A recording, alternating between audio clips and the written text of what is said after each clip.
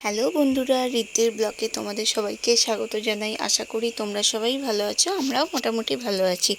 আজকে যে ব্লগটা তোমাদের সাথে শেয়ার করছি সেটা ছিল গত সোমবার দিন রিদ্ধি স্কুল যাওয়ার পর রিদ্ধির পাপার সাথে দেখো কোথায় চলে গেছিলাম, বই খাতার দোকানে।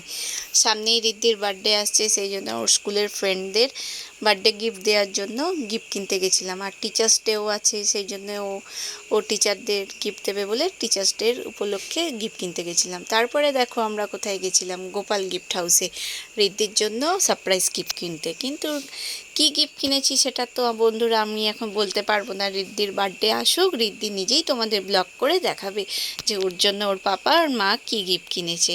তোমরা শুধু আশীর্বাদ করো রিদ্ধি যেন খুব ভালো থাকে, সুস্থ থাকে আর ভালো মনের মানুষ হয়। তো বন্ধুরা আমার ব্লগটা এখানেই শেষ করছি। কেমন লাগলো অবশ্যই কমেন্ট করে জানিও। সবাই খুব ভালো থেকো, সুস্থ থেকো। Tata, bye bye. আর পরবর্তী একটা নতুন ব্লগ নিয়ে আমি খুব তাড়াতাড়ি চলে আসবো। Bye bye.